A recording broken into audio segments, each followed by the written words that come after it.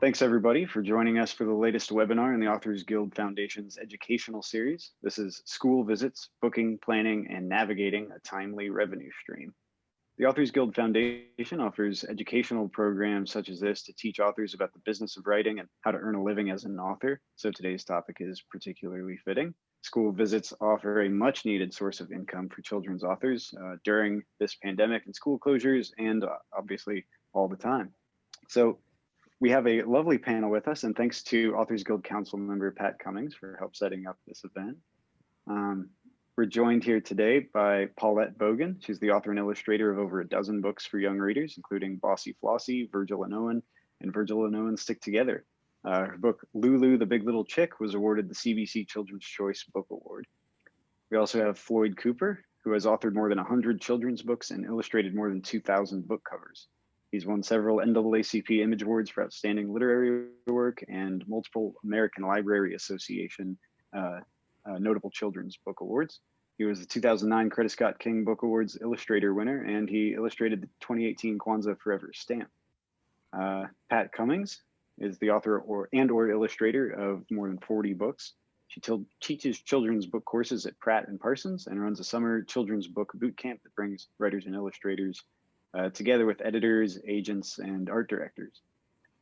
Her latest books include her debut middle grade novel, Trace, from HarperCollins, and Where Is Mommy, a picture book from Holiday House. Debbie Ridpath Ojai is a children's book author and illustrator whose art appears in books by Judy Blume and Michael Ian Black, among others. She was given virtual events for schools, libraries, and educators during the pandemic, as well as doing a virtual book tour for her publisher. And she looks forward to sharing what she's learned. And we also have Carmen Oliver, the author of the series, picture book series, Bears Make the Best Buddies, and A Voice for the Spirit Bears, How One Boy Inspired Millions to Save a Rare Animal, a Junior Library Guild 2019 pick. In 2014, Carmen founded The Booking Biz, a boutique-style agency that brings award-winning children's authors and illustrators to schools, libraries, and special events. So she also knows what she's talking about here today. So thank you all so much for joining us. Thanks to all our panelists for sharing their knowledge. And if you have any questions, you can use the Q&A box at the bottom of the Zoom screen. And you can also turn on closed captioning. It's automated, but it's pretty accurate. All right, I'll turn it over to you, Pat. Thank you. Thank you very much, Johnny. That was fabulous. To have a panel like this assembled with these award-winning and notable authors and illustrators is fabulous because they were all chosen for a specific reason, which is that they do a lot of school visits and library visits and talks. And we wanted to get to as much as possible today to cover as many topics. I know a lot of questions have already come in. They were pre-submitted, so we're going to try and cover a lot of that in the talk. But I wanted each of them to talk to you about their specialty, and when they go out and they're talking to kids or librarians or teachers, what it is that they cover. And we're going to do a little quickie kind of a presentation by each of them. I think we've all realized, thanks to the pandemic, that this is going to be with us for a while. We're going to be virtual for a while. And you can't sit home and do your books and not have some kind of way to let the audience, the people out there, know that your books are out, or to reach kids. I don't know about you guys, but I actually miss seeing kids when you can't get out and actually be around them, you know? So this is a nice way to do it, the virtual approach. And I don't think, like Debbie had said earlier, I don't think it's going to go away after the pandemic is over. But while it's going on and while we're kind of stuck in our homes, this is an excellent, excellent venue. And it is a way to make some money and to promote your books at the same time. So we're going to do this one by one. I want them to tell you a bit about how they approach kids, how they talk to them. And we're going to start, and we're going to go in alphabetical order. And we're going to be starting with, yes, Miss Paulette Bogan, who, if she doesn't tell you, I will tell you, is known worldwide for being the fastest chicken. Okay, nobody draws a chicken. And then don't try this at home. Don't even try to beat her up. You should try it. You should try it. She holds the belt. Okay, fastest chicken in the West, North, South. Paulette, tell us a bit about how you do your presentations.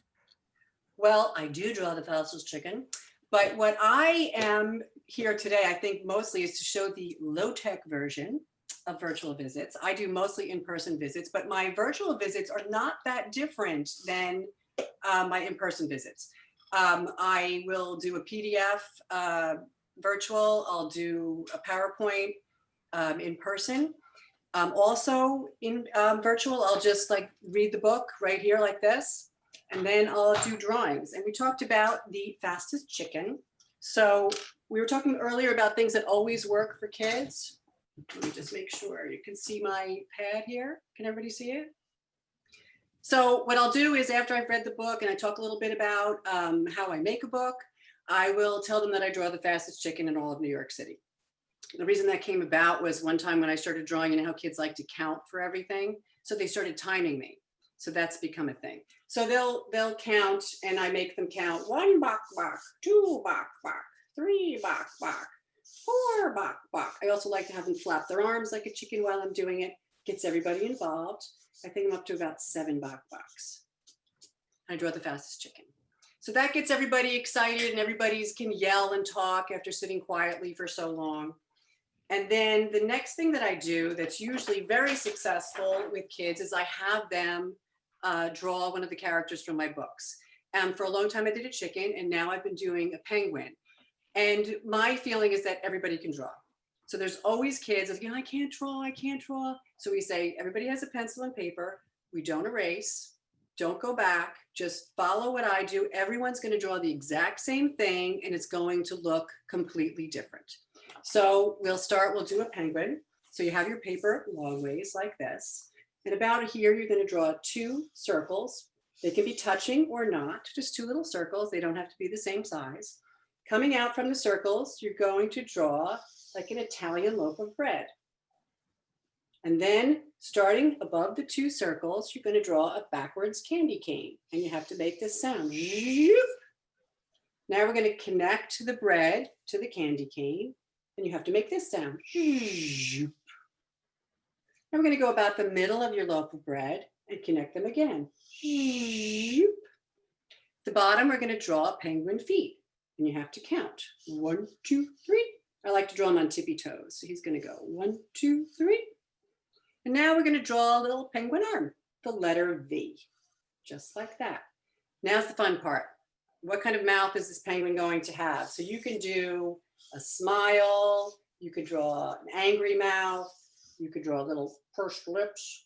I'll draw little pursed lips. And my favorite part, the eyes.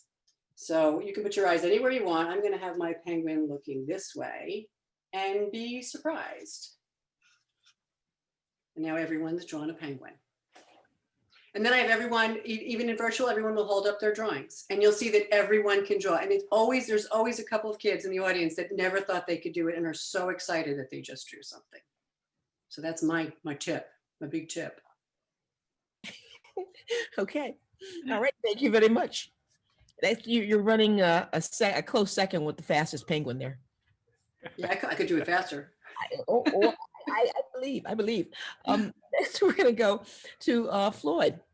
Floyd, I consider to be like the hardest working man in the children's book biz. Yeah, right? yeah. Because when you start talking, I have so many nicknames. I know, but 2,000 book covers?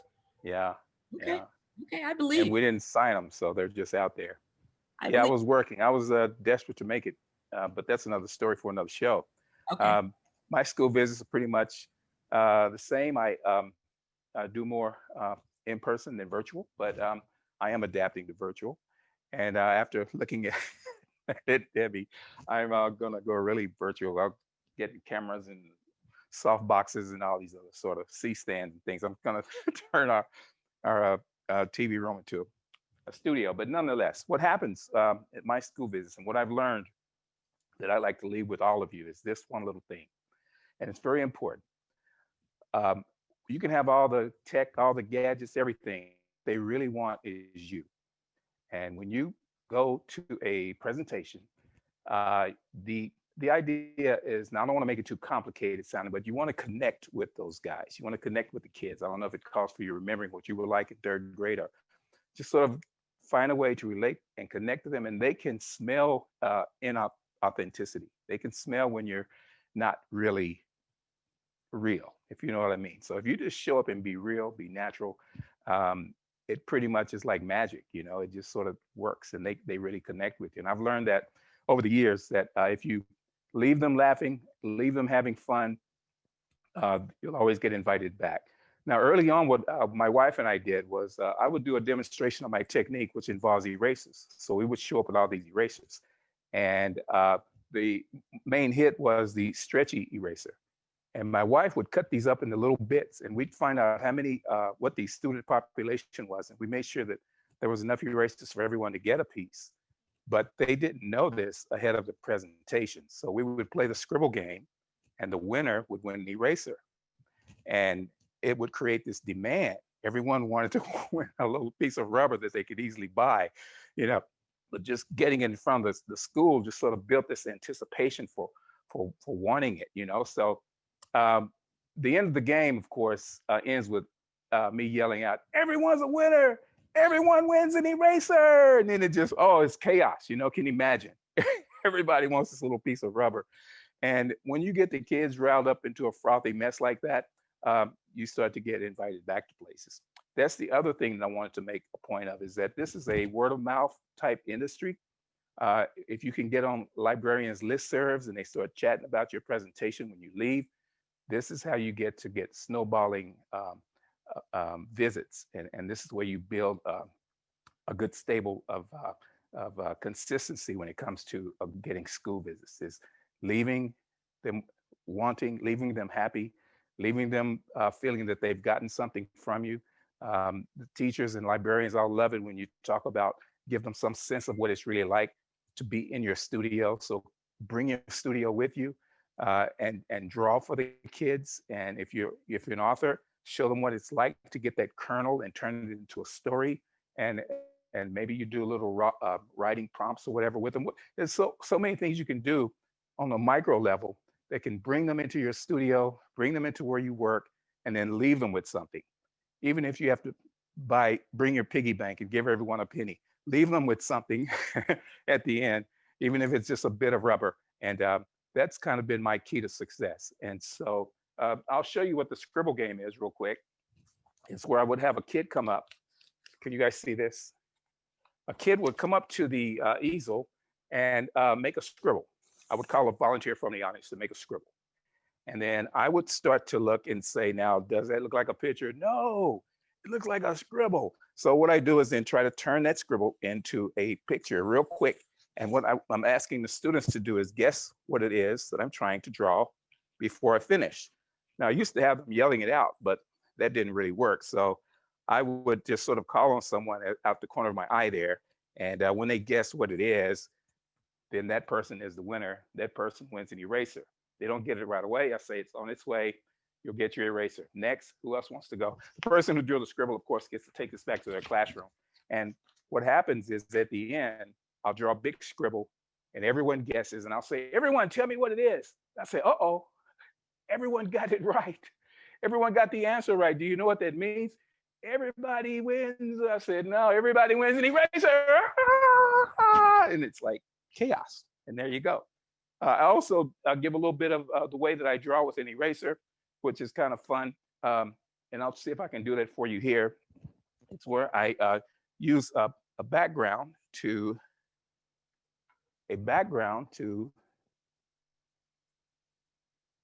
start an image. And I don't know if, can you guys see that okay? Yes? I can't hear you, but I'm assuming you can. I don't see Pat yelling. So yes, what I'll do is I'll take the stretch eraser. Now, mind you, I'm usually doing this standing up in front of the crowd, holding it sideways.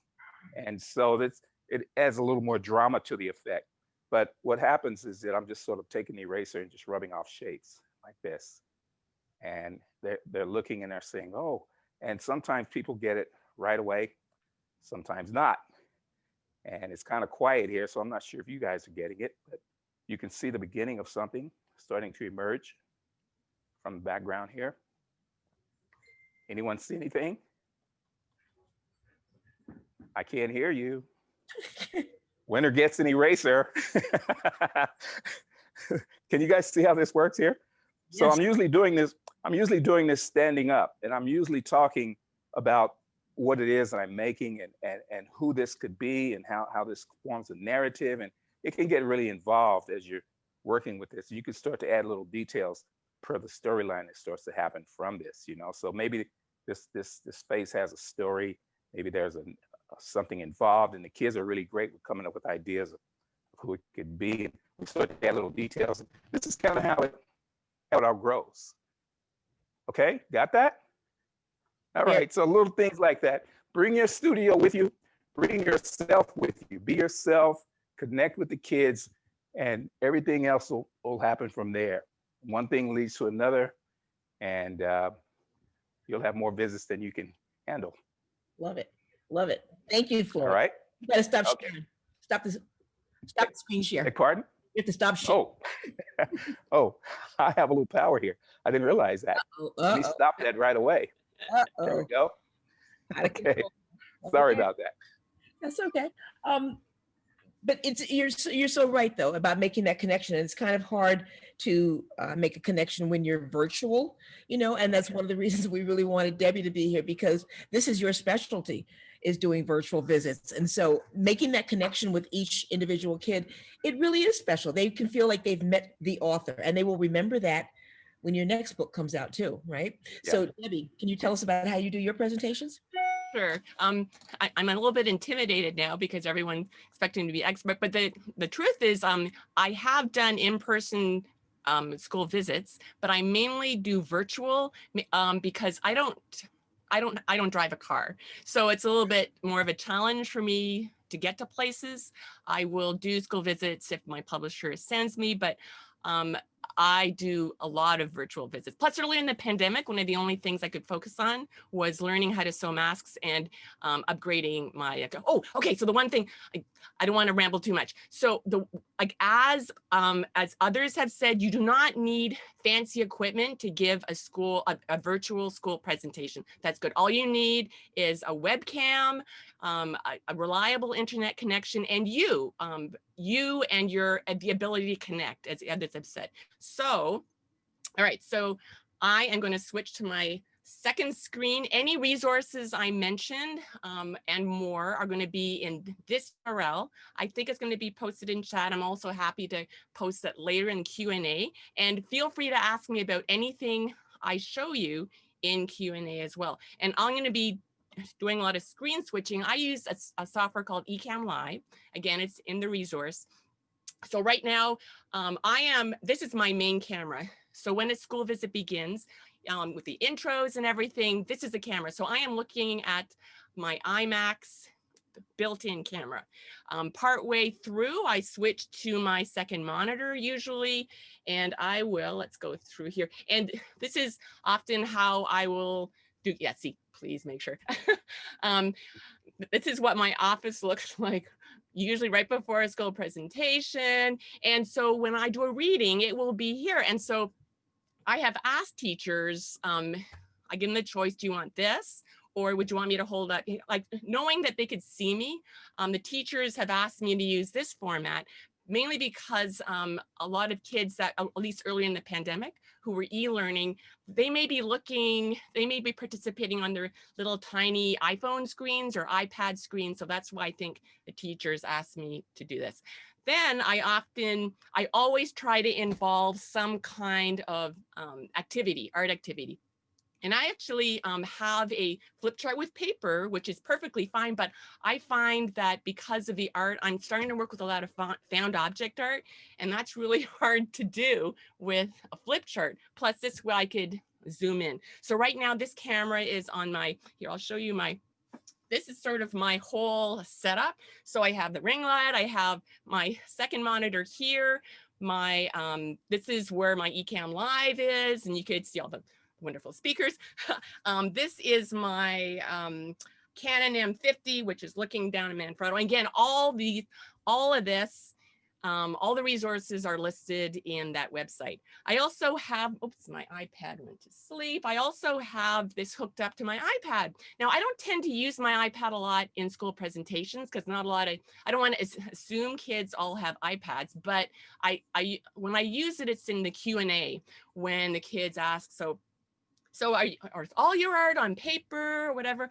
And I could show them like, look, I can actually do this. And for older students, I could give them a little bit peek into the process. Also, because I'm paranoid, because I always assume something will go wrong. I usually have my whatever keynote presentation I have, I usually have a PDF version loaded into my iPad because I use Keynote app just in case. So that way, if necessary, I can do everything on my iPad. But with the younger students, I tend to mainly work, I switch over to the overhead. Okay, so my one piece of advice is in terms of what I have found really work, because it is true for virtual, it's much more of a challenge to engage. Especially nowadays, there's a lot of people that have Zoom fatigue and everything. So I usually try to do some kind of call and response, and it's much easier in person. That's one of the many advantages of in person. But what I try doing is, depending on the size of the group, I will say, so, what should I draw next? And I tend, okay, for example, here, this is a found object. This could, if you add eyes to anything, you could turn this into a creature. And I usually like adding emotions and why. So I'll start asking. And so I usually try to talk to the teacher beforehand to find out, what kind of call and response can we do? In the chat text, can one teacher tell me the questions? But if there's on my book tour, I talked to one class, one school with hundreds of students. Obviously, you don't want, it's hard to do that. So then I got this tip from a librarian in New Mexico to sort of randomize it. I'll say, okay, so I wonder if I should add wings or robot arms. Let's see if it's an even number, wings, robot arms, odd. Oh, it's robot arms. And so that adds a little bit of excitement, builds tension. And the other tip I found out is to make the kids feel more engaged. And this only works really if they know you could see them, is okay, partway through, if you like the art you're doing, or can you hold it up to your screen? I'd love to see, because even if there's hundreds of kids, you may not necessarily be able to see all of them. All the child sees is your face. And so they feel like they're interacting with you, and that makes them more engaged. So usually, because I tried that once and I realized, oh my gosh, this really helps build up excitement. It makes the kids feel like they're actually interacting with me. And so I've had teachers say, well, make sure you do one at the end, because some of the kids felt like they missed out on the chance. Okay, one more thing. Again, I want to emphasize, you do not need expensive art equipment. This was I switch back to here. This was my first, actually, this is what my office really looks like. This was my first piece of equipment, because I was trying to figure out the reason I upgraded, because I wanted to do overhead, and I was trying to figure it out. And so I used this for a while. I went like this. I put it underneath some books in my bookshelf, and I put my iPhone peeking through, and it worked for a while. And also, this is not my office. I used to have, okay, so this is actually a Elgato collapsible green screen. So this is like this. So this is what my office really looks like. So behind the scenes, I always assume something will go wrong. So I do have a flip chart with paper and markers just in case. So, because again, all you really need, as Paulette pointed out, is a webcam and really engaging content. But feel free to ask me questions about anything I have shown you. But a lot of it is in that resource that if you need me to post that in chat, I will. They're going to get handouts. Everybody should get okay. handouts. All right, good. Sent in. Excellent. So that'll be good, because there's a lot of resources that you've shared.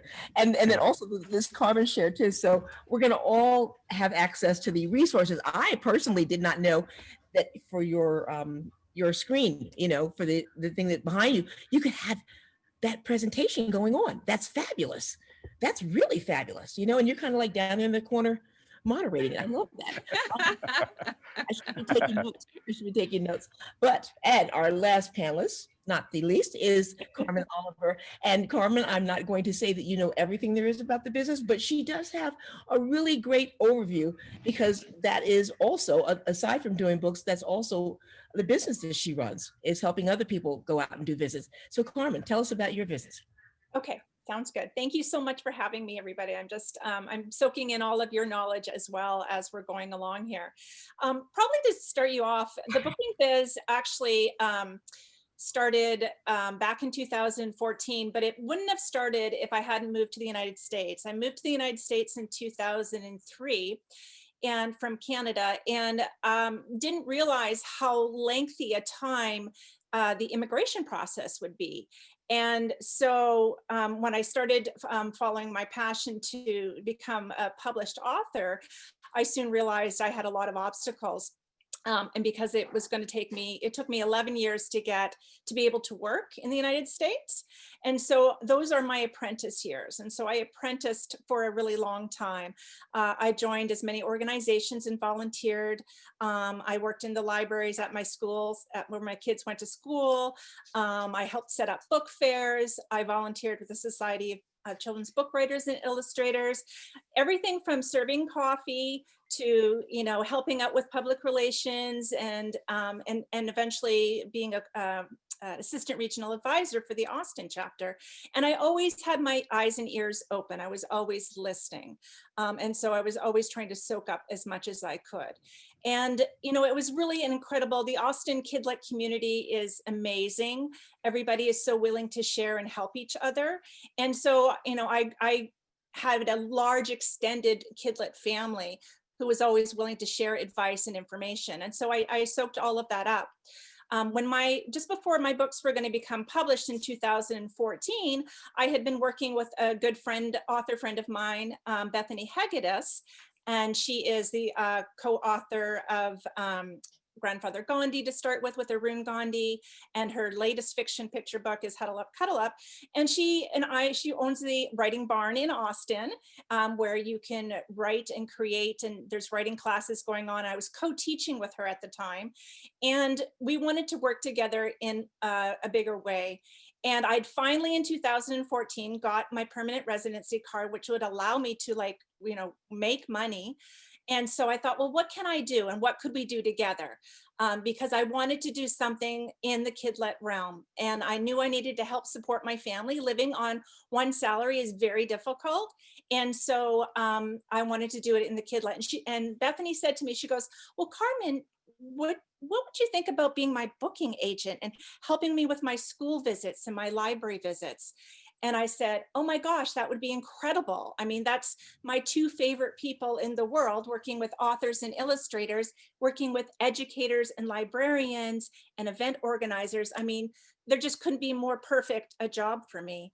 And so the booking biz started with one client, Bethany Hegedus, and we started to work together. And it soon traveled as news travels. My good friend Don Tate, author illustrator Don Tate, he was a critique partner, and he's like, hey Carmen, I heard through the grapevine that you are helping Bethany out with her school visits, and maybe we should sit down and talk. And so we did, and we started off on a trial basis, and really that's, you know, the business grew from there. And what I really do is, you know, I want to be able to instill a love of reading with readers, but not just through my own books, through, you know, there's so many great voices out there. And so it's, you know, by starting the booking biz, I'm able to coordinate and work with so many different people and bring so many more voices and inspiration into their classrooms, into their libraries. And so I handle doing all of the details. So I've got two clients, and they're both equally important. I have the author illustrator, and then I also have the event organizer, the educator, the librarian, and they both are just as important. I serve both of them. And it's really important for me to make sure that we meet their needs on equal levels of the playing field. It's a really incredible job because I've gotten to work with so many incredible people, and I help take I'm hoping that I'm making their job easier by working with authors and illustrators, and also with librarians and educators, even more so in the world that they are in right now. To have somebody be able to handle all of the nitty-gritty details, everything from, handling the emails and contracts and all the details, and, to, helping the authors and illustrators be a sounding board for new ideas and presentations, and making sure that we serve both audiences. And the ultimate goal is to always serve the audience. So whether it's students, whether it's librarians, whether it's educators, I always remind my authors and illustrators, just like in our books, there's always a takeaway for the child. What's your takeaway for your audience? And so that's one of the things that I try and remember when whatever audience we're speaking to is, are we really serving them? What do they need from us? And make sure that that's coming across in whatever presentation we do. And like Debbie said too, one of the key things that I think is really important in-person, whether I'm doing in-person visits with my books or any of my authors, is to have some interactive component. And again, and same with what Floyd said too, you want to connect with your audience. So those two components are really important. And how you connect with your audience is really this simple. It's really about, like Floyd said, it's about telling your story. Everyone has a unique story and unique experiences. And you will reach so many people in your audience by just being authentically you. And so we like to do call and response a lot of time. That way, and there's a part in my school visit program when, after we've read a book about how to be the best reading buddy, I'm like, so I asked the kids, so you guys probably are experts now. You know how to be a great reading buddy, right? And they're all nodding their heads. And I'm like, oh, so does a good reading buddy pull your hair? And they're like, no. So just even little things like that. Does a good reading buddy jump up and down? And they're like, no. So even little things like that. And we can do that in the Zoom world as well. And I think one thing that's important to think about, no matter who your audience is that, like Floyd said, you're there for them. That's your job. They're hiring you to be there. And it's a privilege to be there. And so, use your voice and be engaging. Even if you have a quiet voice, you can still bring it. I'm not this loud, hopefully, all the time. I'm actually putting earphones and trying to be quiet. But when I go to speak, you have to turn it up a level. You have to kick it up a notch, as Emerald would say. So I think that are, and the other thing is too, in the virtual world, and another way to make kids feel important, another little tip, is if you can call out some names, it's great. The kids feel seen, even though they don't know, maybe they're not being seen. Sure. So, depending on the setup, you could possibly, if you can see the names that are popping up on the chat, then you can call out, hey, Randy, hey, Andrew, hi, Camilla, I see you there. Great to have you. If you can't see their names, it doesn't hurt to ask the librarian or educator ahead of time, can you give me a couple of students from each of the class that's going to be attending? Just make them feel a part of it in a way that they feel special. You're there for them. Sure. So. I mean, this is a business, but you're right. You're absolutely right. And you've made a really good point, and something that I think sometimes I've run into people who forget it. This is a business. Yeah. We're all in it to make money, to promote our books and stuff like that. But the children are never involved in that. If things go wrong at your visit, it's not the kid's fault. And you have to make sure that you bring your A game, no matter what is going on with the adults. You got to remember that those kids are there because, they're excited about, you want to get them excited about books, right? We're going to do a bunch of questions, and we're going to open up to the audience in a little bit. But I did have some questions. I want to cover all the basics that we possibly can, particularly the ones that have come in the pre-submitted questions. But the very first thing we need to talk about, and like I said, everybody doesn't need to answer every question. If you hear the answer, that's fine. But how do you actually reach the clients? How do you get yourself invited? For me, and I'm just going to say this up front, I know my publisher was the one who first told me. And I found that if you talk to the marketing department at your publishing house and let them know, I like kids, I want to go talk to kids, I like to talk to librarians and teachers, let them know that you are that type of person who wants to do this. Because from what I was told way back when by the marketing department, 75% of the calls that publishers get, they're asking generically, can you send us a writer and illustrator? And so you could be that person if you just let the people at the publishing house know that you're absolutely up for that. But for you guys, how do you go about reaching your target audience? I mean, your clients, because librarians, teachers, media specialists, so those are the ones who would be booking you, right? How do you reach them? How do you let them know that you're available? Who wants? Debbie? Debbie, go ahead. Oh, okay. I will share my screen. I have found, whoops, that's the wrong one here. This is the one right here. Okay, so I have found Twitter to be the main, I know so many people hate Twitter, but so many educators are on Twitter. And so what I found that almost all my contacts came about either directly or indirectly because of Twitter. I have never approached anybody about doing this like individually.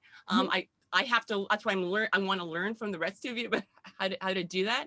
But what I did early in the pandemic, because I didn't really know, I was mainly familiar with how to use Skype, but I didn't know how to use, oh, here. Can you see that at all? No, okay, wait here. Okay, there. So I posted this in Twitter. A question for educators using Google Classroom Meets. How fees? I asked a question because I thought, I'm not going to pretend I know what I'm doing, and I asked for help. And what I found was people, like the educators, were interested in helping me, and a group of New Mexico librarians say, "Hey, we'll do a Google Meet with you, and we will help you, in exchange for you answering a couple of questions for us." And from that one meet, and this is one example, that spun off into some other school visits, contacts, and I learned so much. And when it came to my, like originally for Gerpel and Preen, I was supposed to do that with Simon Schuster in person, but of course it's a terrible time to be launching during the pandemic. That was canceled. No, it was changed to virtual, but my publicist came to me and said, well, it's hard for us to approach schools right now because they're not in school and no one. So would you have any contacts that would be interested? And I said, oh yes. So I passed them, passed her the names of my main contact, a New Mexico librarian. Through her, that's where all the schools I talked to came. But as Pat said, I highly recommend talking to your publisher because your publisher might have lots of contacts and be able to put you in contact. Oh, and also my other thing is, especially if schools are working with indie booksellers, if you can try to network with indie booksellers as well, because there are some booksellers that are arranging in-person and virtual school visits with a certain network of schools in their area. But when you find these independent booksellers, like is there a letter that you send out? Do you send them a description of your programs? What do you do to get their attention? For the indie booksellers, I have never I network with them, so they're familiar with me. I support them online, and so because of that, when the librarian contacts them, or when my publisher contacts them, or when they're already familiar with me, and they put me on their roster or school visits. And I've also been, and that's also how I got invited to do some virtual online conferences and book festivals because of contacts I made earlier in the pandemic. But my main piece of advice is like if you're new to giving virtual school visits and you want to experience, ask for help, ask for feedback. That's a good advice. What about you, Carmen? You have a really nice overview. How do they go about doing it? How do they reach people? Well, I mean, I think a lot of it is being plugged in, when you're first starting out, when you're a debut. First of all, you should be plugging into your community in all shapes and forms, and into your libraries and into your schools, within walking distance. I mean, you can pop in. I know even when I had my first book coming up, I dropped off a lot of books and letters about programs, through everything from Montessori programs to the elementary schools that were in and around my area. I knew my public libraries that were in and around my area. I made sure I was, that they had a copy of my book. I mean, And those are just things that you can do. And even in a pandemic, you can put a little bag together, a little, a gift right now can go a really long way. And, again, like I said, I mean, I had been apprenticing and volunteering everything from the Children's Hospital, where I would go there and read at their library at the Dell Children's Hospital. And then I would donate books to them. And then when my books came out, I donated to them. So, I mean, you start building a network, of people, and and again, just authentically over time, they start reaching out to you because you've built up these relationships. I really believe it's a relationship building process, and it won't happen overnight, and nor should it, because if it would, you would probably be so overwhelmed and inundated. And then word of mouth, like, Floyd said, is really powerful. It's really important for you to do your homework and to practice. You can't expect to go out there and put a program together if you've never run through it once before or even twice, right? Like, That's an excellent idea. yeah. And you need to try your audience out too, whether you're doing it virtually or whether you're doing them in person. And I can tell you, I mean, when I was first starting out myself, even before I had clients, I mean, they're always looking for speakers, all the different kinds of foundations and organizations that are out there. Do your research, put together a program on early childhood literacy, pick up Mem Fox and do some reading, from her reading magic. You can put together, you can help other people know the importance of reading to a child at a really young age. So, I mean, I think, and then as you start to grow, your name gets out there, and have a place where people can find you. Your website should be very informative and easy for people to navigate so that they can contact you with their questions, and they can, it's like, the old business card, the website is an important tool today, because you can Google, and if you set your websites up properly, people can find you very easily, and one of the things that's happened with me too is that because I work with such an incredible array of amazing award-winning authors and illustrators, they have their own people and that are fans and are followers. And so we often do some referring back and forth, because if you can't be there, well, maybe you should talk to, Dawn Tate, or maybe you should talk to Liz Garten Scanlon, or Kwame Alexander can't be there, but you know what, Lamar Giles could, so you start, doing some of that as well. And before you know it, and if you do a good job, and if you've done your job well, they'll hopefully ask you come back. Those are very good points. Let me put something in right here, if I could, real quick. It has nothing to do with anything. Those are great points by Debbie and Carmen, by the way. Those are excellent ways to get the ball rolling. And that's really what it is breaking that ice. And those are great tips to do that. The Twitter thing is out, man. It's blowing my mind. Debbie, you're blowing my mind. But it's like that hive mind mentality. People are so anxious to help. If they see that you're looking for help. Everyone wants to help you. And that's a good way to do it, is to get online. But there's something that happens in a school visit that is so magical to me. What happens is the teacher and you are the librarian set the school visit thing up, right? It's planned in advance.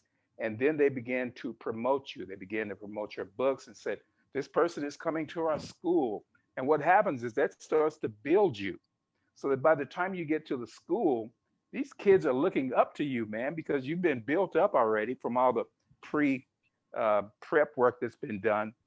So you don't have to worry about, am I going to impress these kids? Don't even think about that. Just go in, relax, be yourself, read your book, do your thing, be funny, and they're looking up to you already. So Floyd, I'm thinking that some people could probably be sort of intimidated by going into a school for the first time or something, and, oh, how am I going to impress these kids? But all of that pre-stuff really does go a long way to help build you up. The point you're making, though, Floyd, about the teachers is if they like what you're doing, they're going to tell other teachers. It's all connected. And I agree with what you guys are saying. The word is going to get out that you're doing it. But something that Carmen touched on, which I think is really exquisite, is it doing some things for free to start off with. Maybe when you are a new author or illustrator and you want to get your stuff out there, you need to know how you're going to interact with kids. And it doesn't hurt any library you walk into, almost any bookstore you walk into. If you you want to do a free program for kids, just so you can get the basics down. So you know what your presentation is going to be about. They're going to be open to it. Paulette, you do a lot of school visits that are physical and going out and everything. But I believe I've seen your website. You have a lot of information on there too about doing visits. Like they know what they're, how to contact you, right? Yes, I have my website, and I, aside from doing everything that everyone's already said, word of mouth is such a big thing. And that means I don't really do Twitter, but I'm going to now. But I do, you talk to teachers, you talk to librarians. I totally did free visits at the beginning to try out my material and to, meet people and get to know them. And a lot through the publicist too. I call them the publisher right away. I'll do anything, I'll go anywhere. If anybody can't go somewhere, call me, I'll go. Like I'll be team. And I got into a lot of places like that, without too much effort either. Like they're like, great, we really need somebody to be the backup person if, so-and-so can't go. And that's how I got started. And then it just sort of builds after a while. The thing is, that strikes me is if you do some research, we all are at home, we have time, and there are organizations of librarians, organizations of teachers all over the country that can be contacted. You know what I mean? And we could be promoting to them. I had a friend who used to do that. She would actually mail out flyers to like schools and libraries and just to say, this is my program and I'd be happy to come to your school and do it. You never know. It might pay off. I used to go to the American Library Association conferences and really try to find the Hawaiian librarians. That was my quest. They got to know that, didn't they? I never found them. They'd run when they see you coming. I remember that. After every conference, somebody would come up to me and say, "Oh, we were hanging out with the Hawaiian librarians." I was like, "Seriously?" I wanted to cover something that we all need to know about. How in the world do you come up with pricing? Because, again, my publishers were the ones who first told me you should charge this much per day. And what I realized for most of us, and I'm assuming it's true for everybody, your transportation is paid for, your accommodations are paid for, your meals are paid for, and you're getting a per diem. Is that true for everybody? And how do you set your prices, or how have you learned to set prices? Any of you? Well, initially, I don't want to keep talking about the good old days, but initially, some people had a choice. Some authors would choose to either have an all-inclusive fee and they buy their own tickets because then they could rack up their air miles and that sort of thing. Or they would let the school sort of do that separately from the actual fee. And another thing I would say about that is that whatever your fee is, it can sometimes be a little bit too much for a particular school. Some of the things that you can do to help alleviate that is have the school partner with another school. And my wife sort of helped me control my calendar that way by having me do blocks of visits with a number of schools instead of just one having to foot the bill, because then they could split an airline ticket split 4 ways. I mean, it's a little bit more easier to handle. And so you can work it that way, break down the visit into a trip that involves a number of schools in a district, and they all get together. A lot of teachers like to come together in that way and help alleviate some of those costs. But I don't want to go on too much about the good old days. Yeah. And I mean, I think that still happens today. I mean, even in the virtual world, we've had, a couple of schools team up together to host a virtual author visit, and you can, with technology, you can bring 2 schools in together. A lot of authors set their per diems up based on a per school. Some, there's different rates available for per schools versus school districts versus, it just, it depends. And it really depends too a lot, prices vary across the board as far as, the amount of expertise an author has, how many award, if you become a really well-known speaker, your price is going to go up, Barack Obama can charge a lot more than Oliver can. Barack Obama does school visits. Oh yes. All that reading in the garden with the kids there. Oh yes, paying off. It's paying off. Yeah. Those of us who are not in the Barack Obama category. I mean, literally, how does one set the prices? What do you base the prices on? The number of presentations, What it, you know, Yeah. I know reputation has a lot to do with it. Yeah. You know what I mean? But it's also a question of like your time away from your desk. Do you know? Yes. Absolutely. How do you set the price? Yeah, it's And, perfect. and Know it your doesn't market. Know virtual your because you're market, remote. know your value and your worth and what you're Yeah. bringing to the table. Mhm. Because I'll tell you, it's just as much work, if not more, to put together an author visit program for a virtual world as it is in person. And they're Is it both, the same? there's a ton I of, mean, there's a ton of they work. only have to pay you for getting half dressed. Yeah. You Not me, not when I'm Oh. jumping up. Oh, okay. You're head to toe, huh? Being able to do it from home is a big plus. Yeah. You can do 2 visits in a day. You don't have to travel anywhere. That's a huge plus. So, and the huge plus for the schools though is that they save on all of the travel expenses, because Yeah. it's typically, I mean, if depending on where you're going and traveling, it can be $1,000 to $2,000 for travel. Now that's a huge savings for the school. We're in challenging times right now too. So you also have to find out what the budgets are for the event and organization you're working with. And then, you know, get the information and find out how many presentations do they need? How long are they? Is it writing workshops? Is it Q&A? Are they wanting an interactive biography type session? You know, figuring out what exactly they need can help also set your prices. And then, you know, for me, because I work with an array of authors and illustrators, I can take that information back. I know what the budget is, and then I know what a lot of my authors are charging.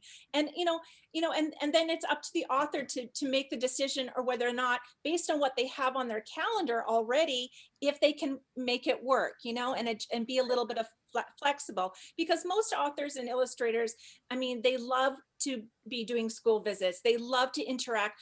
That's why we write. You know, You're saying that you've had sort of a menu then. It's like you're saying it's X amount of programs and it's this kind of a presentation as opposed to that, or is this size group, the size of the group, stuff like that. Does everybody work with a menu, or does some of you work with just per diems? And it's like a flat rate? Can everybody say it's going to be the same as long as it's, you know, what, up to X amount of programs or up to X amount of kids? How do you set your prices? And everybody has a different way of doing things. When I was first starting, the first thing I did is looked at what other authors were doing and what they were charging, and just went through website after website of seeing how many presentations they do, what kind of equipment do they ask for. And it was a lot of work. It was a lot of research, because not everybody puts everything on their website. For me, when I do in-person visits, I found that 3 presentations a day is my max. Now, sometimes there's a 4th because, you know, you'll sit in the library with a small group, or the little ones, or there's always some wiggle room. But I basically say 3 45, 50-minute presentations, you know, including, then there's got to be lunch in there somewhere, and time for signing books. You know, if there's going to be more than 3 visits, I'm starting to lose my, you know, I'm not as funny anymore after 3 visits. And I'm not remembering what I said in the first 3. And I've got good, that's what I can do. Now, somebody else might be able to do more. I also found that putting down all the equipment you need and everything that you expect when you get there, and even then, it might not be there. And I think you guys have all probably experienced that. Like, you can write it, you can email it, you can talk about it, and it still might not be there, but that's another question. So anyway, booking and pricing, I really just did a lot of research and looked at other people's websites, and then tried to figure out where I fit in terms of pricing. Yeah. Okay. That is probably the most important thing you did right there, is to know what people were getting. And that's not always shared. I really love your ingenuity and going and finding it on their website. I'm found mostly by someone letting it slip somehow, or maybe a librarian would say, oh, you know, so-and-so charges this. Yeah. And they would let me know, you know, that I was either too high or too low. And so I started to figure things out. I remember doing a series of school visits up in Seattle for some private schools. And the librarian, we went out to lunch, and he told me that they had initially tried to get Kwame, and he told me what Kwame wanted. And so they came to me. So I began to realize that where you set your price is fine. Some schools can pay it, some can't. And you may price yourself out of a district even just by having your price be what it is. Right. But you do have to get a price and sort of stick with it, I think, because I'm always having nightmares that I did a school for this much because they were like a Title I or something. And then they went and told the other school across town who they were friends with. And they said, oh, well, he charged us this much. I mean, it could come back to get you somehow, some sort of vicious circle.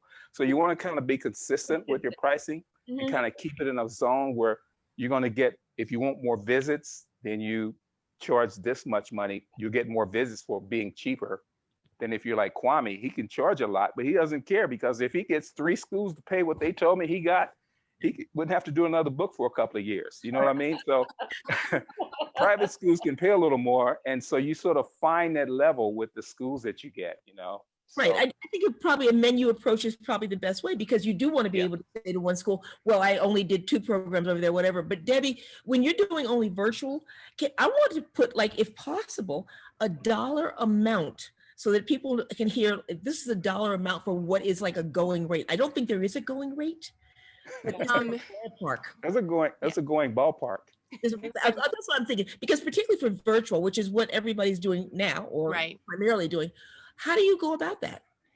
In the beginning, I mean, in the early days when I was just try learning, I priced, I participated in Kate Messner's free 15-minute Skype Q&A, and then just to get practice and everything. Now, during the pandemic, we're all, well, I don't know about you guys, we're all sort of earning less money. And so I started thinking, you know, I need to find other means of income, but I want it to be related to what I'm doing. And so I took a real hard, like Paulette, I started doing a lot of research, and it's hard to try to find the information. Plus I relied on organizations like, you know, CanScape in Canada and SVWI that have done surveys and have a standard.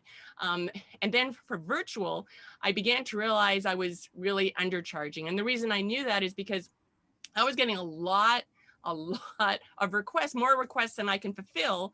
And I had less time, even though we're all working at home, there's always behind the scenes stresses that are pandemic related. So I thought, you know, I need to start charging more. And so this is also, that also helps to be part of the community, because you can talk to your Kidlit friends who are also compare notes and everything. And I realized I was really undercharging. And so, you know, once I was approached and one person said, oh, like, you should charge 3 times as much. And I, no, are you crazy? I went, okay, you know, I'm not going to get this. And so, but one problem I have is, as Floyd said, being consistent. I'm also terrible at the paperwork and admin and back and forth. And while I find it really hard, this is not a positive thing, to switch from creative to, and that's why it's useful, you know, to sign up with a service like Carmen's. And also this is not official, but I recently signed up with Author Village. You're gonna ask, and I also have signed up with a service called Talk a Book. They haven't officially launched yet, and so, like, for me, it's worth paying a percentage, like, you know, sacrifice a percentage to have somebody else like Carmen or somebody else take care of that admin, take care of having to make things consistent. But that's harder for a children's book creator who is just beginning, understand that. But your percentage, the percentage can be just sort of just bump your fee up a little bit to cover that. You know, just keep what you want. Nobody's naming numbers. Nobody's actually giving. Okay, I'll name a number. I'll name a number. Okay, so this is, so for example, like a full day, 3 virtual visits, 1,500 US. Okay. Okay. Okay. And I'm thinking that's probably a ballpark for everybody, you know, Right. That's reasonable. And we're going to open it up to audience questions in a second. I do want to ask one question, because we all have not horror stories, but cautionary tales, things to warn people about. And I think it's really important that, because getting to the thing about how much you charge and how much you do, one of the things that Paulette hit on, that 3 programs a day, I found that was the limit. Over that, you do start speaking in tongues, and you start babbling. It gets kind of crazy. So there's things that you do need to warn about. What Floyd mentioned something about the kindergarten visits. When you're out doing your 3 visits and they say, we just want you to put your head in the door. Right. 17 kindergarten classes, and that is another 3 hours. You know, so That's you right. have to, for me, I learned to get everything in writing up Get front, in writing. Yeah. from the Yep. contact person to who was paying you, to who's ordering the books, who's Yeah. ordering the cookies, who's doing this, and where you're going to be, who's your pickup person from here, where's the hotel that you're going to be staying at. You need all those details. I have been places where people have been stranded and arrived crying because they didn't get that information. You Yeah. need that information. But in terms of like your big cautionary tale to everybody, very briefly, before we open it up to the audience, Floyd, we'll start with you. Don't be late. Don't be late. Don't get lost and don't be late. There you go. Okay, that could be bad. Like the whole auditorium of kids Right. waiting for you, and Oh yeah, yeah. no Floyd, no Floyd. Okay, Yes, I think that speaks for itself. that's pithy. Thank you. That's Yeah, almost as yeah. good as like, what did you call it? A flustered mess or That's right. Paulette, what's your cautionary tale? Mine is more for, I mean, I guess it could be virtual too, but in-person visits is dead air time. Like every presentation ends at a specific time, but they don't always start when they're supposed to. So Okay. you're suddenly standing there with 300 kids in a room, and they're like, well, we just have to wait for the next third grade to come in. Or even worse, which typically happens, is the tech guy isn't there. So it's not set up yet. So you're just standing there.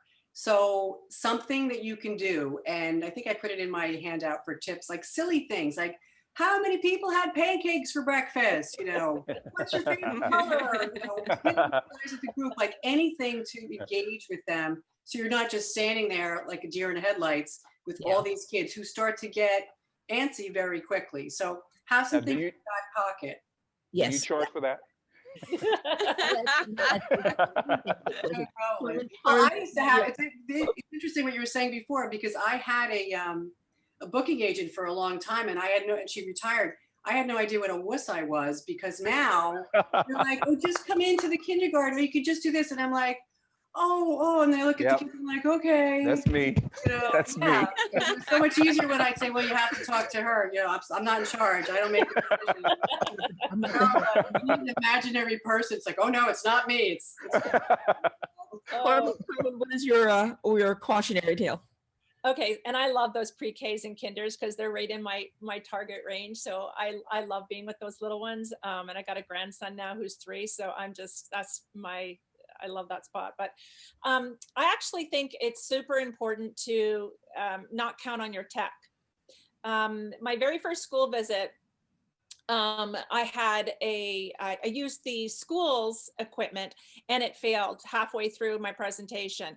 And so I had no more no more screens, no more visual. And so I think it's really, really important to make sure you're really comfortable up in front of your audience, and that you can carry a presentation on your own without any, props. That's excellent. Yeah. It happened to everybody, right? It happens, right? And Yeah. so it's really important to just, Right. again, be comfortable. Like Floyd says, like, you don't have to have it memorized, like Right. script line by line. If you don't, the kids aren't going to know if you miss a line or anything like that, but be comfortable up there so that you know what you want to speak about and talk about. So that if technology does fail you, then you can carry on and move forward. And in the virtual world, it doesn't happen, but it happened to me when I was doing a program with the Brooklyn Public Library where the tech wouldn't work and I didn't have tech support. And so, we ended up rescheduling it. And now we're doing a school visit. So, I mean, those things happen and we have to learn to be able to shift and be flexible with them. So that would be my I love it. I think the kids actually like it when something goes wrong because they like to see you get a little flustered, right? But it's expect the unexpected, and kids will go with you. They'll go with you. They're there. They want to be entertained. They want to, hear about it. Debbie, what about you? Carmen actually took what I was going to advise, but I'll just switch that to, so for a virtual visit, yes, make sure you get enough practice so that even if everything else fails, you can just talk at the camera and still be engaging. Yeah. But I also, even though it takes extra time and effort for virtual visits, I find it very, very important. If at all possible, I always try to schedule a tech test, an individual tech test. This is not even just showing up 10 or 15 minutes early with the school, because because what I really found, even if all the schools use Zoom or Google Meet. They may not use it the same way. And talking to a group of 12 kids is very different than talking to a school of 300 virtually. And are you going to see, so, and also for me, I really like the personal aspect. It's my chance to get to chat with the librarian or educator. I get to know them a bit, they get to know me, which may, turn into something else like future visits. Plus it's a chance for you to get, because they may not have had time to read your, here's what I need, here's what I'm expecting, because like all educators are overwhelmed and stressed these days. So this is a chance for you to say, okay, what are you expecting? Here's what, and also I always ask, is there going to be someone there who is able to mute a child who has noise? Because that's the one thing, because I can talk through, kids, like I had one child who was at home, put her mouth up to the camera the whole time. So I just saw this. So you have to be able to ignore all those distractions. You have to be able to ignore it if all the kids turn their cameras off because of privacy. That's fine. But the one thing you can't do, I find I couldn't get through, is even if one child has a noisy background that keeps everyone else. And so that's a good chance for me to have that, like, get to know the librarian or educator a little bit, but plus ask those really important questions. This is a very good segue, because Johnny's going to come back on now. Our tech help is going to come back on. But you are so right. I've had school visits where kids know how to annotate the screen, and they will start drawing. So yes, the little darlings understand technology better than we do. So, yes, Johnny, turning it over to you to bring in some audience questions, because there's lots. Yes. We've received a lot of questions, so we'll answer as many as we can. But a lot of you were asking about hard numbers, so I don't want to press the point too much. But Carmen or anyone else, can you give us ballpark numbers for debut authors? Yeah, Debbie's really, she's in the ballpark. I would say anywhere from 500 to 3,000 on average for 3 presentations is typical.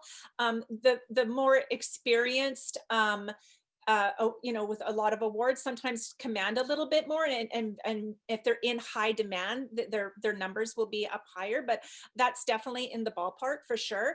I also want to mention out there's a number of programs out there that people can connect with, and it's important for you to do your homework and check what's going on in your own city, but there's a lot of organizations that will bring authors and illustrators in to do discounted programs, and I know a lot of my own authors as well as my friends in the Kidlit community do several of these a year. So for example, in Austin, we do Project Wise school visits, and it's $300 for one presentation.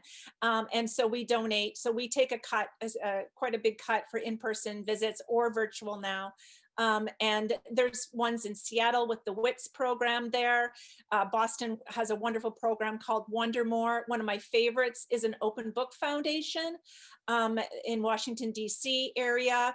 New York has a Meet the Writers program that work with the Brooklyn Public Library. Works to bring in authors. So for those schools out there too that are, serving underserved areas, there are ways for you to get your feet wet too as a author doing a school visit, and also for schools that are that have really tight resources. Johnny, I wanted to add too, is the publishers will give you some feedback. When I started, the publishers would say, this is how much you can charge us. They have guidelines. So that's really helpful. And it's also really helpful to say to the person who's calling you, what is your budget? Because sometimes they're going to offer more than you were going to ask. You never know. It does happen. I was going to say the same thing. I think you have to have your number in mind. Like, I'm going to say that I'm charging, 3 visits, and I'm a little cheaper than everybody. I'm like $1,300 for the day. Somebody says, well, we want you to just come and just do one thing, So what I've done typically is say I do a full day or I do a half day, and a half day is half of that. I don't want to go all the way there for, a couple $100. It's not, I can't do it. I can't afford to do it. But there's also those organizations that will say, can you come and do, one visit in one classroom for $300, but it's for a great cause, a great program, a school in an area that they're never going to be able to afford it. I love doing those. But again, you limit how many you do because you have to work. You have to, and I think that's a really important point, because I mean, most authors are not cannot pay the rent, cannot put food on the table with the books they sell. It's a labor of love. It truly is. It's the school visit presentations, it's the appearances that are paying our bills, honest to God, for most of us. Sometimes you can almost barter though, because you can combine it. You can say, if they don't have the budget for what it is, you can say, well, if you have books, or if the kids read the book, you can do some back and forth, because everybody likes to feel that they're getting a bargain. So if your price is $1,500, you say, but I will do it for only $1,000 if you order X, if the kids have books. Yeah. There's some back and forth, or if you cut it down to only 2 programs instead of 3. Do you know what I mean? Everybody likes to feel they're getting a little bit of a deal. Yes. I also, for when I'm approached by schools that, can't afford my rates or have limited budgets, I usually point them to a Flipgrid. And I highly recommend, because for me, a lot of it, and I think I have a link in the resource page, for me, it's not just the hour, even though it's virtual, it's not just the hour that I'm doing or 45 minutes, it's all the prep. And I'm very messy. So it's all the cleanup afterward. And I stress about it ahead of time and I rehearse and everything. But for Flipgrid, I get to schedule the schools, they schedule around me rather than I schedule around them. So for Flipgrid, it's not live, but it's almost like, it's free for schools, so they don't have to pay anything. And so for a free Q&A, I say, well, have all the kids sign on and ask me questions or show me something or anything. But in case I don't have time to view all the videos, please also email me the questions, and I will answer as many as I can in like 2 minutes, 2 or 3 minutes. I usually go a bit longer, and that way I can just scan and I can see their names. I can name some names. Plus, but I also say, you need to introduce me. You need to be at least familiar with me, or one of my books. So have the kids, and that's the way that all schools, it doesn't cost them any money.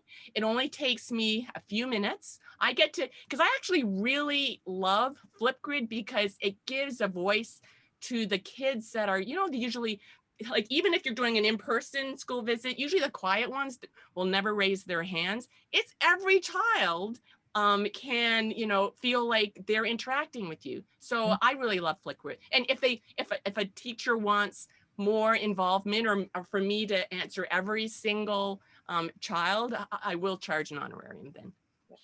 But you're saying that you don't charge to do Flipgrid then? It depends. I don't charge, like, I offer it as for schools, anyone who is able to use Flipgrid, because it takes some effort. So if you use Flipgrid, I said I will, and you feel free to check my virtual visits page, because I have that. If you can't afford, the usual rates or limited money, check out my free Flipgrid Q&A. So it's not live. I will, read questions and I'll answer them in a video, because I have the setup, and I usually pick a time that's convenient for me, and I'll record, a few minutes. And so the teacher will then at his or her convenience show that video to the class, or have them all log in and see that. But I love Flipgrid so much. And I think every author out there too, there are exceptions. We all do some visits for, reduced amounts, and it's for various reasons. There's only so many you can do a year, just because Debbie said, like, we have so much that we wear as hats that nobody realizes that we do behind the scenes. So we're working on revisions and revisions and revisions, and we're trying to come up with new ideas and writing books. We're creating our own book trailers. We're creating our marketing. Some of us are writing our own educator guides to go along, if you don't have a Debbie Gonzalez out there that writes them for you. But, there's so many different things that we're doing and preparation. So, so it's something to keep in mind too, that we would love to be able to do it, but we also have to balance it with the responsibilities we have, with providing for our families, and, you know, and being able to continue to like be a creative, and what that takes to be a creative, and have the headspace to, you know, to create too. Right. Money. So a lot of people have asked about what any tips you might have if you're a self-published author, an independently published author. And if that's not something that our panelists here have a personal experience with, maybe if you have tips about selling books, getting into that mindset of marketing yourself, or the nitty-gritty of actually selling books and who arranges that. I would think that in many ways, they could follow some of the same advice that was given earlier about contacting the schools directly, mailers, taking your book down to the local library and offer to do a reading of it and get started that way. It's all about getting into the stream. Once you get into the stream, your name starts to get passed down and you start to float down the river. So basically, I would say self-published people should probably start about the same way. When you say, Carmen, or is it? Yeah, would it be different? I would definitely, I mean, get your feet wet. I mean, I think I saw somebody, a couple of Q&A where they've been trying to get into a district and they haven't been able to get in. Don't give up. Try another district. Try some Montessori programs, depending on where your book falls. You know, reach out to, there's a lot of church groups as well. They're always looking for speakers to come in. Now we have pods going on. I mean, the educators and librarians are being taxed with so much right now too. If you can come in and you can, you know, handle an hour space or, you know, several presentations for them and give them a break, I mean, that will give them some room, you know. Reach out to your libraries, and then don't be afraid. Public libraries, and don't be afraid to ask for a testimonial after you've gone there if you've done a good job. Some will be willing to do that and some will not, and that helps a lot too, because then when you're reaching out, you have, you know, you have people that can vouch for your programming as well. Do any of you have experience doing visits on serious topics, like books about tragedy and loss, books for high school kids? Is there anything different you'd say about those? I work with several YA authors, and they all again have various programs. I actually feel like I think middle school still gets a lot of traction. I feel like high school for some reason doesn't get as much traction, and yet, you know, it's needed even more so. They're hungry. Those teens are hungry for interaction and hearing about the career choices and your journey and your experience and the challenges you've faced and how you've overcome them, and just as much as, you know, a young kid has. And, you know, I love when April Henry comes to do a visit, whether she's doing it virtually or in person, because the kids, not even kids, but teens are like enamored with the amount of research that goes into creating her books. You know, she's gone and actually figured out how to get out of handcuffs because one of her characters has had to figure out, you know, how to get out of handcuffs in a trunk of a car, you know? So, and then she's also a judicial martial artist. And so she talks about the research she's done and going to the FBI Academy and, you know, sitting in and doing, you know, going for, you know, so doing this kind of hands-on research. They're like, wow, I didn't know that authors had to put that much work into the details of their books, you know? And so there's a lot, you know, that they can learn from that. The research, but also I find like talking to older kids, they're interested in careers. You know what I mean? When you have kids who are interested in writing, I've done like workshops and stuff like that with older kids where they actually get into the mechanics of writing and what goes into it. And like what Carmen is saying, the research, the history. There's all sorts of stuff you can bring in that is still fascinating because you're talking to them about their life choices, actually. Yeah. You know, it's more than just a book. It's like, what do you want to do with your life? And what is it like to be freelance, to work for yourself? And there's a lot of business that goes into it. I had one kid who said to me, well, if you're freelance, how do you handle things like your Social Security and your retirement payments? I said, you know, do you have a car? They're thinking about it. You know what I mean? Yeah. And they're thinking about a career in the arts, and it goes across the board. It wouldn't be just writers. If you want to be a dancer or a singer or whatever, to be independently supportive, you know, to self-support yourself, would be really a good topic to open up with older kids. Yeah. And reading and writing is honestly, it's almost for any job out there anymore. You know, like you still need to have those skill set, whether you're going to write an essay or a book, you know. So there's things, there's tips, there's strategies that can help kids, even when they're, you know, if they're moving on to college and writing that next essay, or whether they just want to put a poem together for their mom on Mother's Day, you know, like there's all kinds of ways we can help them. So I'm sorry if this has been answered, but who exactly is the typical decision maker at a school? Like who actually greenlights the visit?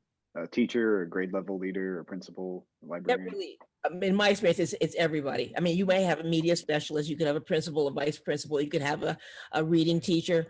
It's just so variable. And the thing is, it's like, if you're trying to reach the people who can bring you in, it's everybody. It's mom groups. Yeah. You know what I mean? It's book club. Parents. Yeah, the parent You groups. have to really get creative and start thinking around the whole picture, like who can bring you in. I've done a lot of, not a lot, several overseas visits, and it was for the Department of Defense dependent schools. And it just came out of the blue through, the first one I think came through a publisher, but after that it would just come through the website. And the thing about that is, when it's that, it can be anybody. It could be like one teacher who had moved from, you know, Dubai to Germany, and has, you know, they take your name around with them when they travel. And if you've done schools, they might call you up for that. So you don't know where it's going to come in from. It could be just like what Carmen said, you go in that library and you say, I've got a book coming out, I'd love to do a program for kids. The librarians will organize it for you. They'll get the kids together for you because they love the idea of having some kind of programming or content.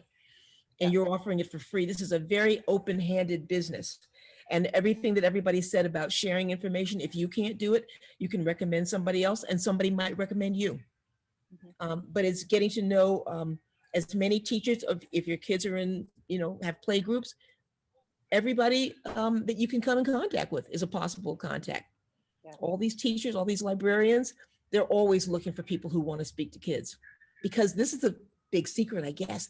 There are some people in this business who are afraid of kids.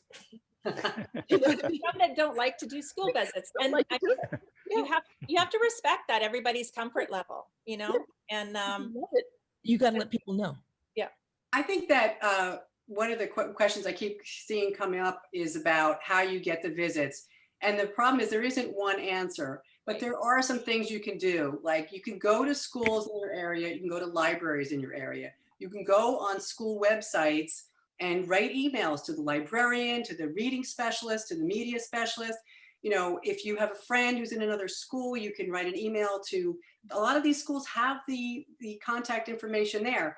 I'm a new author, you know, I have 2 books out, or whatever your position you're in. Just write them a friendly, nice email. Don't, like, you know, I mean, you got to be pushy, but not in their face. Like, I really would like to come and speak to your class. If you're interested, contact me. And it's true, it could be the principal, it could be the reading specialist. I think librarians are often a good place to start, because they can often direct you to who's in charge.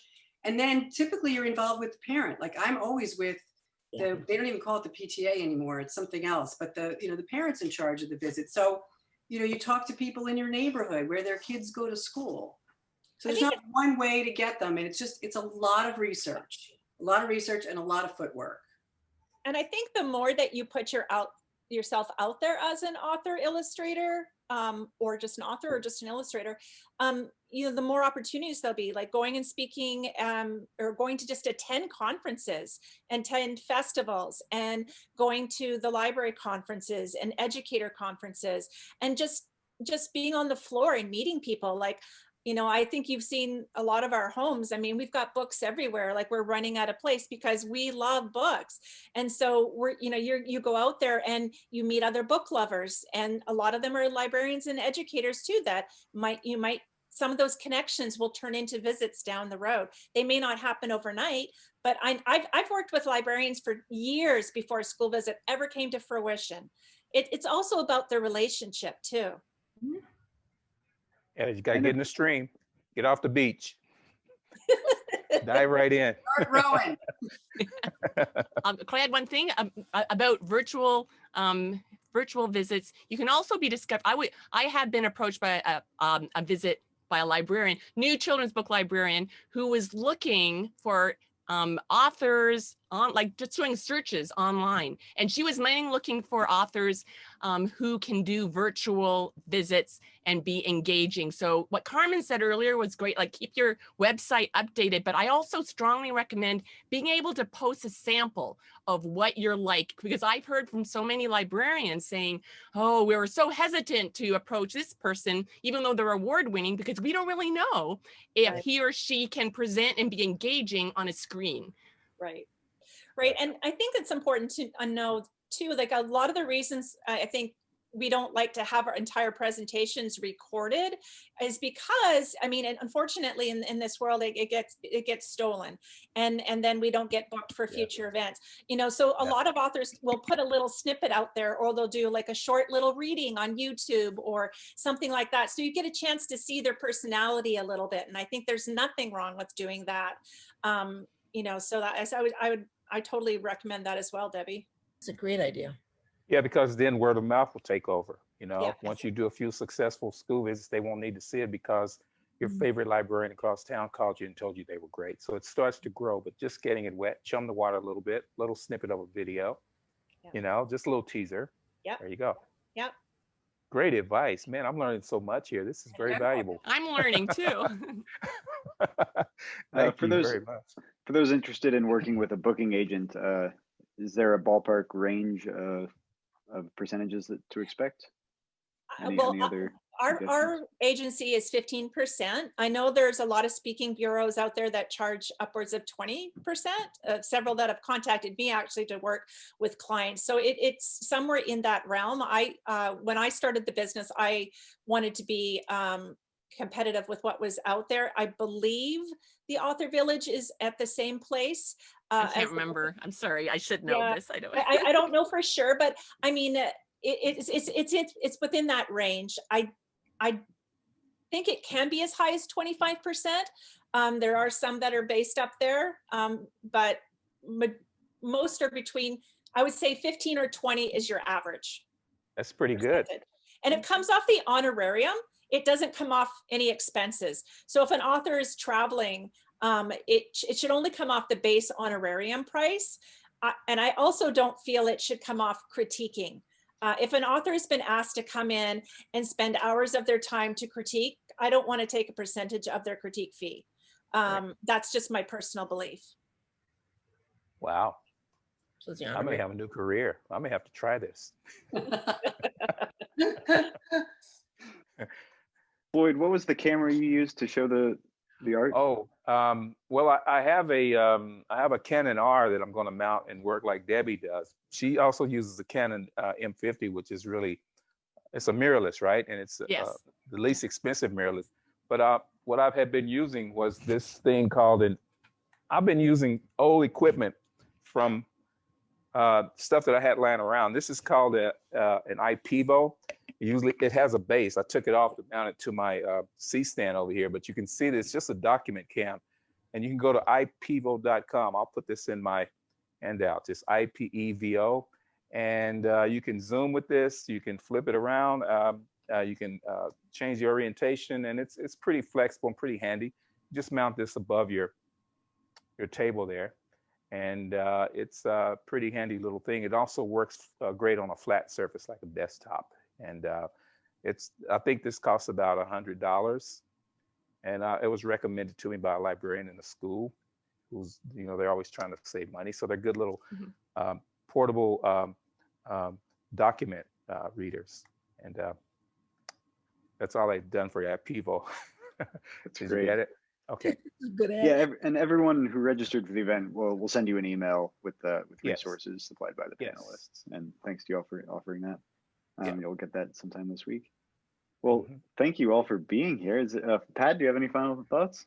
I just want to thank everybody for coming and for sharing this information. There's a lot to keep in mind if you're going to be doing visits, and we've skimmed across a lot of the surface of it, but all of us who have been out on the road and do this, and even for those who have done a lot of it, there are things you can do to like make sure that you don't run into problems just by making sure that you know everything up front. You know, all the contact people, you know how many programs are expected of you. You know what time everything starts, what time everything ends. And I think it's really a good idea to be so prepared so that you can have swag too. So you can have bookmarks, things like that to leave for the kids. No, because just like Yes. you can't all throw erasers at children. So, you can't all Yes, you can. Sure, you can. out one of these days.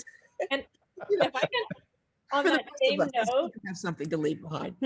if I can, on one final thing too, on that note, just advice for anybody, whether you're indie published, if you've published on your own, or if you've published with trade, just, if you're going to do an author visit, please be professional and show up on time. Like Floyd said, bring your equipment. Don't always rely. If you have your own equipment, hands down, I mean, it's not that something can't go wrong, but chances are you've got everything under control. You have a bag packed the night before, so everything is ready there to go. You allow enough time to get there, and then be professional at all times. It is a job too, and it's a really amazing job. And so we want educators and we want librarians to have us all come back, that are out there doing school visits.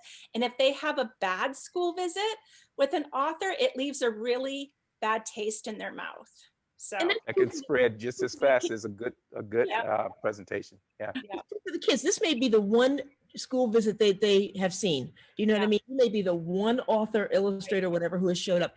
And it doesn't matter what kind of a day you had. It doesn't matter what kind of an argument you had with the coordinator, or that your book didn't show up, or that doesn't work, or this doesn't work. What matters is, like, are you going to connect, like everybody on the panel has said, connecting with that one kid who is going to be reading your book and is going to be having an experience based on that interaction with you. You are the invitation to read to them. We've all seen this. We've seen the one kid in the crowd who's like the worst one, and you call on him and the teachers are like holding their breath. Do you know what I mean? But when you get little Johnny, not Johnny, I better change names. Very involved, even though he is the class terror, something changes. Okay, because they had that experience. And so when you have that power to make that difference for a kid, you need to leave everything else at home. And you just bring your A game and be professional, like everybody said. And good luck with it. And do the work, like everybody's pointed out too, because it really is a lot of downtime and work and research to find all these places where you can possibly go. But listen, Johnny, thank you so much to the Authors Guild for putting this together and for the tech help, which has been massively Thank you. And I was that terror child, so don't worry about it. Okay, all right. I shot an arrow into the air. Yes, well, thanks to all of you for joining us. Thanks to everyone in the audience, and on behalf of the Authors Guild, we wish you the best of luck and hope you keep in touch. thank you. Thank you, guys.